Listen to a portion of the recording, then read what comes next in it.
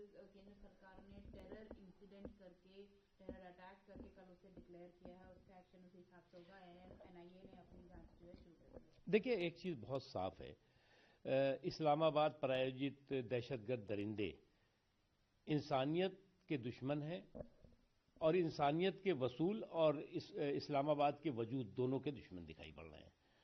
अब जिस तरह से जो है वो इस्लामाबाद प्रायोजित दहशतगर्द दरिंदों का एक के बाद एक इस तरह का दुस्साहस दिखाई पड़ता है, निश्चित तौर से वो पूरी दुनिया की शांति और सौहार्द के लिए एक बड़ा खतरा है। और इसीलिए मैंने कहा कि इस्लामाबाद प्रायोजित दहशतगर्द दरिंदे इंसानियत के वसूल और इस्लामाबाद के वजूद दोनों के दुश्मन हैं। और जिस तरह के ये इस तरह के जल्लादी जालिमों के जुर्म और जुल्म का जो जंगल बना हुआ है वो निश्चित तौर से जमींदोज होगा।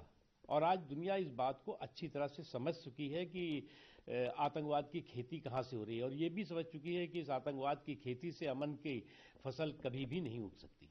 जी सर, करी विक्टिम से मिलते हुए रेखा गुप्ता की और पीएम की, और उनका कहना है कि दो फोटो अलग अलग हैं, इनका पेशेंट का ड्रेस भी चेंज किया है। इन शॉर्ट वो ये कहना चाहते हैं कि सब कुछ प्लान्ड है। और जो देखो, राष्ट्रीय सुरक्षा से जुड़े हुए जब सवाल होते हैं तो पूरा देश एकजुट होता है, और उस पर जो है वो कुछ लोग जो है वो भ्रम पैदा करने के एक बहुत पुराने आदी हो गए हैं। चोट जो है वो आतंकवादियों को लगती है तो चीख जो है वो ऐसे लोगों की दिखाई पड़ती है।